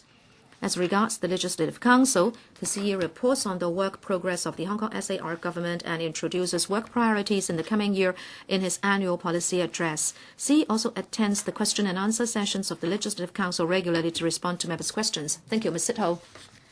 Thank you, President. In November 2012, Mr. Zhang Xiaoming, the director of the Liaison Office, released an article of 6,000 words saying that there should be improvements to the duty visit conducted by the CE. And then in 2013, Mr. Wang Guangya, the director of the Hong Kong and Macau Affairs Office, said that duty visits should be regularized. In fact, the CE's duty visits are part of the Hong Kong constitutional setup. It is an important part of that because this is a formal bridge between the central authorities and the Hong Kong SAR government. I asked a series of questions. I, in fact, expected you not to answer a lot of them on the basis of confidentiality, but I only asked you for the number of documents and the number of words in those documents. However, you did not even answer that. You are working behind closed doors without any transparency. When the CE conducts his duty visits, how can we know whether he truthfully reports on the situation of Hong Kong? And so that there will not be a real democratic universal suffrage for Hong Kong. You are part of the task force on constitutional development. You are the highest ranking official in that task force. If you are so much without transparency, how can you convince the Hong Kong people that we should pocket it first? CS4A. Thank you, President. As I said in the main reply, the CE's duty visits are to discharge the constitutional duties of the CE. Article 43 says that the CE shall be accountable to the Central People's Government. So when he discharges this duty, he will certainly attend to it with his mind and his heart. And the CE is also the highest official responsible for a high degree of autonomy and Hong Kong people ruling Hong Kong. So you can rest assured that the CE will always have Hong Kong people's welfare in mind. Ms. Cyd Ho asked for certain information in the question, but I'm afraid we will not openly discuss the material we use to communicate with the CPG. It is not that I have a parochial attitude. It is just that we have to act according to established practices. Ms. Cyd Ho? President, my last question was to get an index of such documents which are for formal communication with the CPG. They should not be confidential in nature, yet you are so parochial, you are so non-transparent. How can you convince me or us that we can accept the constitutional package which does not give us real universal suffrage? Sorry, Ms. Ho, I don't think your supplementary has anything to do with the main question. Mr. Lam Tai Fai, President, the country has allowed Hong Kong to have a high degree of autonomy and Hong Kong people ruling Hong Kong. But actually the CPG knows Hong Kong inside out. It has full grasp of the economic, social and political situation of Hong Kong. Therefore, the CE writes a report and then also reports orally. I think it's impossible for him to hide anything. I don't think he can paint a not or less than truthful picture to the CPG. So, Ms. Ho, you don't have to worry. But many people also think that the annual duty visit is also a case of the CPG officials questioning the CE. Well, I have just come back from the CPPCC and MPC meetings in Beijing, and I understand that the CPG has affirmed the CE's abilities in tackling the Occupy movement, but then nobody is perfect. Therefore, during his duty visits, I'd like to know whether the CE has reported on himself and the government about the deficiencies or inadequacies in tackling the Occupy movement. If yes, in which aspects? CS4A. Thank you, Mr. Lam, for your question. I agree with your observation that the central authorities have full grasp of the situation of Hong Kong. But to respond to Mr. Lam's question, I can only repeat what I said in the main reply, and that is, during his duty visits, whether it is the written report before he goes or whether when he reports orally, he has been making detailed, comprehensive, objective, and truthful reports to state leaders on the situation of Hong Kong SAR. Mr. Alan Leong, President, the arrangements in the Basic Law are such that the CE is not only accountable to the CPG, but also to the people of the Hong Kong SAR. My question for the CS4A is, you have given us this answer. Does it mean that you have talked to Mr. C.Y. Leung, so he will still resort to political double talk and only reports on the positive side of his work? In fact, before he submits the report, he should allow Hong Kong people how the report is written.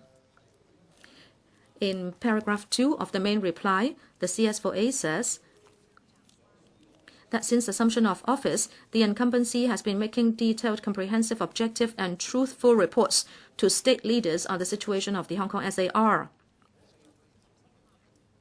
Through what channels, CS4A, can we know whether his reports are really detailed, comprehensive, objective, and truthful? Does it mean that if the CE says they are detailed, comprehensive, and objective, and then we can only take it and take his word for it? CS4A, thank you. I can reply with making 3 points. Number one, as Mr. Alan Leung said, under Article 43 of the Basic Law, the CE of the Hong Kong SAR shall be the head of the Hong Kong SAR and shall represent the region. The CE shall be accountable to the CPG and the Hong Kong SAR at the same time. we call this a kind of double accountability. So I hope members will respect the fact that the CE has to discharge its constitutional duty to be accountable to the CPG. Mr. Leong, I think, is targeting the incumbent CE, but in fact, the same question has been asked both in 2013 and 2014 here at the Council, and the reply supplied by the administration has been more or less the same. That is why I emphasize that our usual practice is not to discuss in detail and in the open what we communicate with the CPG, and it has not started with this CE. Number 3, Mr. Leong asked through what channels we know how the report is written. Since the CE is accountable to the Hong Kong SAR, and the executive, according to the basic law, has also to be accountable to the legislature. Therefore, the Council has the power to ask such questions. And in every year, there are a few occasions on which such questions are asked. And also on the 26th of this month, the CE will come for a Q&A session. If members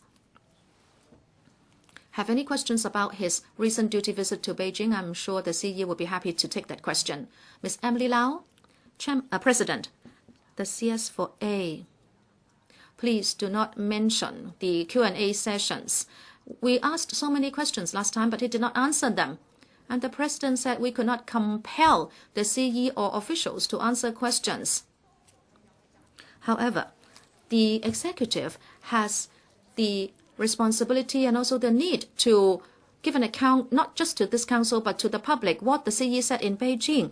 You said he would precede his oral report with a written report. The written report should be submitted to LegCo. It should be made open. Whatever he says behind closed doors in Beijing should also be told to Hong Kong people, maybe not word for word.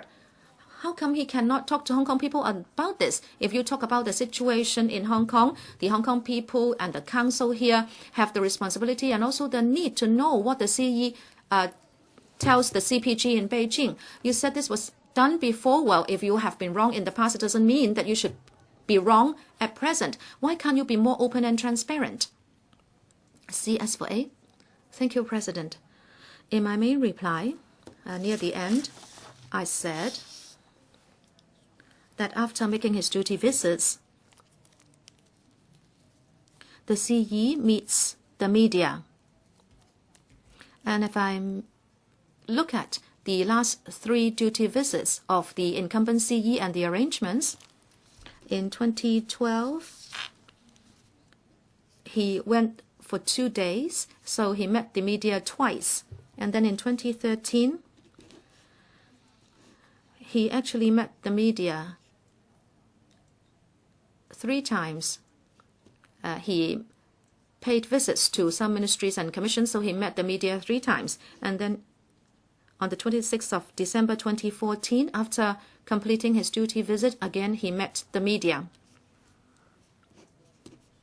And I also read the verbatim reports of the media sessions. They were very detailed. Just take the one on the 26th of December 2014. He reported to the state leaders, and then on the same day he met the media, and the verbatim report went on for 5 pages. So the CE, through the media, has given an account the issues he raised during his duty visits, and he also reflected the reminders issued to him by the state leaders during the state visit, including affirming his ability of governance. No, I was asking about the written report that precedes his oral report. Why can't that report be submitted to Council and the public? CS4A, as I said, I hope members will respect that the CE has a constitutional duty to be accountable to the CPG. The submission of written reports is part of that duty. I hope you will respect that. And our usual practice is that we think it is not appropriate for us to openly discuss the communication material we have for the CPG. Mr. Albert Ho, I think your replies are very confusing. You have a responsibility to explain further to the public. You said the CE submits a report in order to discharge his constitutional duty to be accountable to the CPG. But you also said that he should also be accountable to the Hong Kong SAR, and he is not submitting that report in his personal capacity as CY Leung, but as the head of the region. From that angle, it is only right that this report should at least be released after the duty visit is completed. It doesn't matter what you talk about behind closed doors, but if that written report is not made open, it is not right at all. I am now demanding that there should be a comprehensive review, and we, Hong Kong,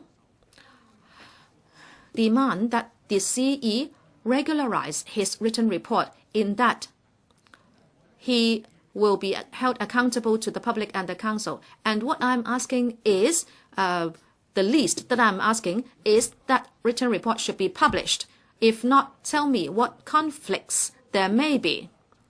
Are you telling me that there is a conflict between the CE being accountable to the CPG and the Hong Kong SAR? If the report can only be seen by the CPG, it cannot be seen by Hong Kong people, unless you tell me that, or else you have to tell me why there cannot be a review, that such reports cannot be published in a regularized manner to Hong Kong people. CS4A, President, as I said time and again, under the basic law, the CE has double accountability. He is accountable to the Hong Kong SAR as well as the CPG. You can say there are two different accountability systems.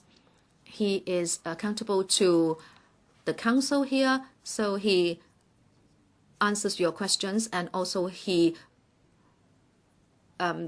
reads out his policy address to members here. And through the council, he is accountable to the people of Hong Kong. But to the CPG, he is accountable through such duty visits on an annual basis. So I hope you will understand that there are two mechanisms and two systems for discharging his accountability, but he is still acting under the basic law. She has not answered my question. I think the two accountabilities are not in conflict.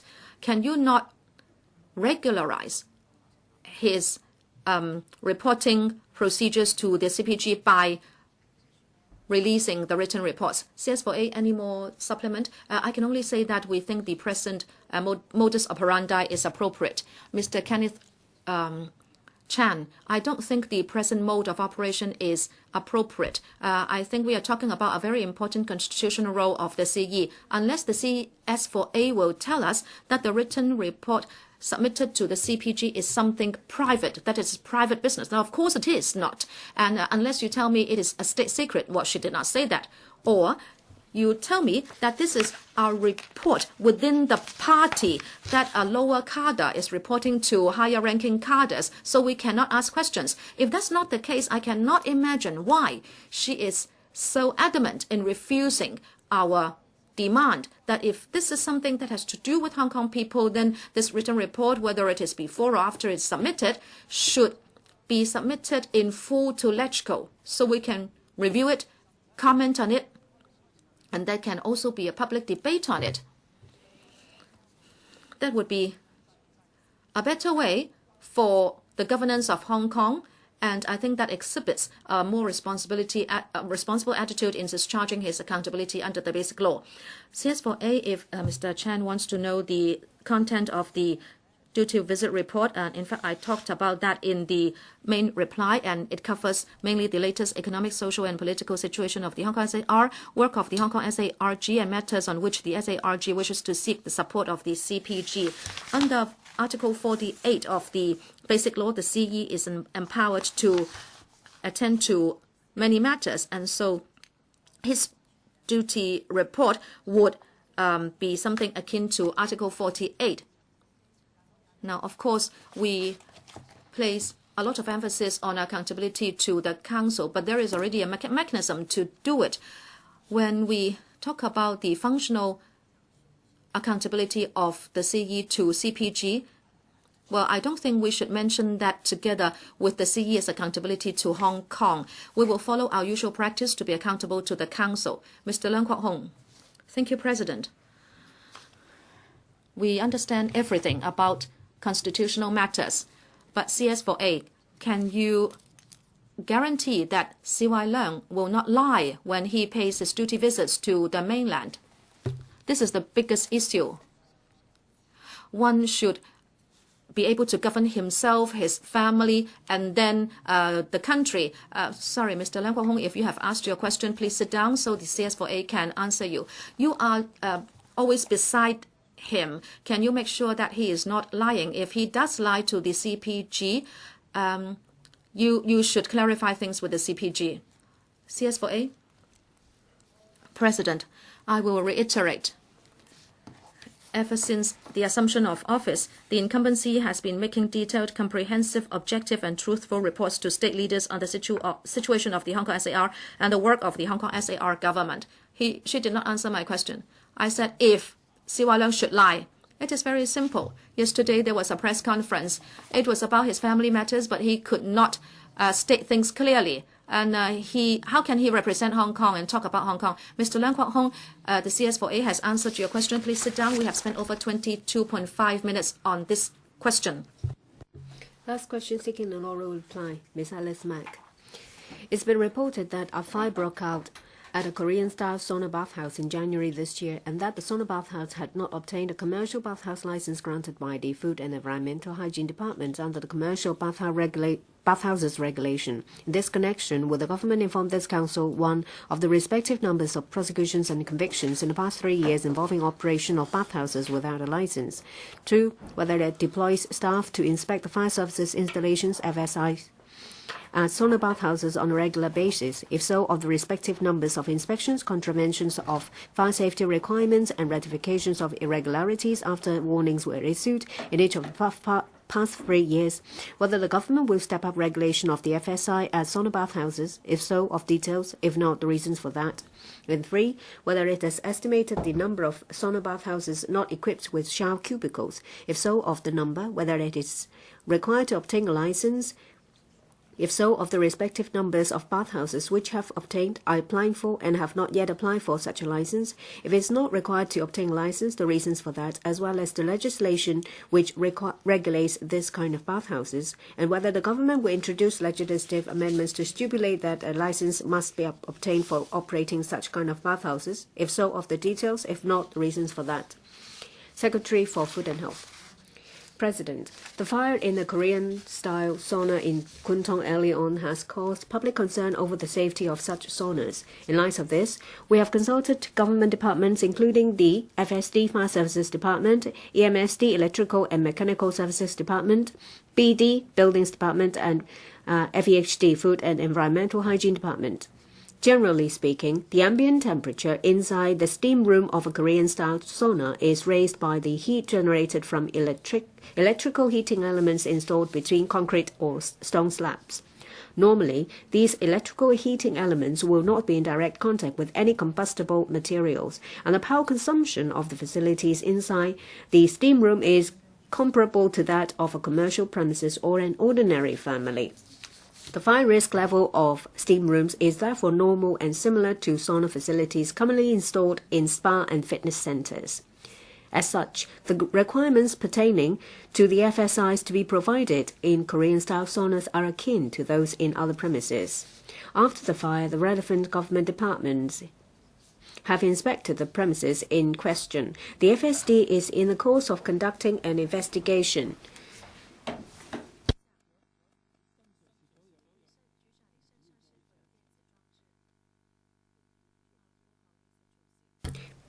Secretary, do you have an electronic device on you? I apologize. If any person in charge of the building or premises is found to have contravened the Fire Services Ordinance, the FSD will take follow-up actions against such persons accordingly. For example, law enforcement actions will be taken under the Fire Services Installations and Equipment Regulations against the owner of FSIs of a building or premises who fails to keep them in efficient working order or fails to have the FSIs inspected by a registered contractor at least once in every 12 months.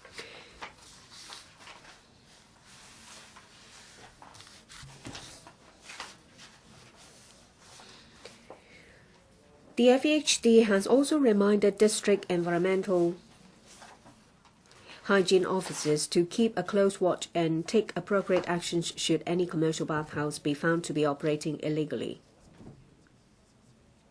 According to the information collected by departments, including the FSD, MSD, and FEHD, there are at present about 12 Korean-style saunas in Hong Kong.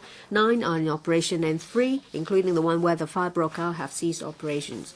My reply to the various parts of the question is as follows. 1. On receiving complaints about unlicensed operation of commercial bathhouses, the FEHD will conduct science investigation. If sufficient evidence is collected to substantiate such an allegation, prosecution will be instituted. In all the investigations conducted in this regard over the past 3 years, no one was found to be operating an unlicensed commercial bathhouse. Therefore, no prosecution was instituted. 2. Under the existing regime, the provision of FSIs in all buildings and premises, including Korean-style saunas, is regulated. All buildings and premises shall have FSIs installed according to the prescriptive provisions in the Code of Practice for minimum fire service installations and equipment issued by the FSD. Owners shall keep such FSIs in efficient working order at all times. Meanwhile, the FSD will serve a fire hazard abatement notice to any person who causes any fire hazard or institute prosecution against such person under the Fire Services Fire Hazard Abatement Regulation. In addition, it will, according to provisions of the relevant legislation, carry out routine and random inspections of licensed premises to ensure compliance with fire safety standards. The FSD doesn't keep separate statistics covering the number of inspections made to Korean-style saunas. 3. Under the Commercial Bathhouses Regulation, Cap 132I, bathhouse means any premises for the use on payment of a fee of persons requiring a bath. Sauna is regarded as a form of bath. All premises which allow customers to take a bath, including using the sauna services provided on payment of a fee, are required to obtain a commercial bathhouse license from the FEHD. Whether shower facilities are available or not, there are shower compartments in all existing 65 licensed commercial bathhouses. The FEHD is currently processing 2 applications of a commercial bathhouse license. Both premises have shower compartments. Certain premises such as fitness centers and beauty centers may also have sauna rooms or other shower facilities. However, since in general no fees are separately charged for using such facilities and the provision of commercial bathhouse services is not their principal business, such centers are not required to obtain a commercial bathhouse license under the Commercial Bathhouses Regulation. As mentioned in the preamble, we are aware of the public concern over the safety of Korean-style saunas. In this connection, the government is carefully reviewing the relevant legislation and administrative measures to ascertain whether they have provided sufficient protection for the public. The legislation includes the Commercial Bathhouse Regulation, Electricity Ordinance, and the Fire Services Ordinance, FSO. Should the review suggest that the relevant legislation and measures on the whole do not provide adequate safeguard, the government will consider bringing in practicable improvement measures. Ms. Mak. After year 2000, there has been no amendments to the Commercial Bathhouses Regulation. However, the modus operandi of bathhouses are diversified and changing. There are many different types of bathhouses, and public safety is not protected. I asked about a review. However, the number of legislations you mentioned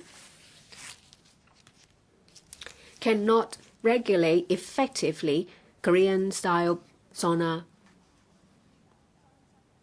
bathhouses. How can you close the loopholes so that operators will not operate these facilities illegally and in a substandard way?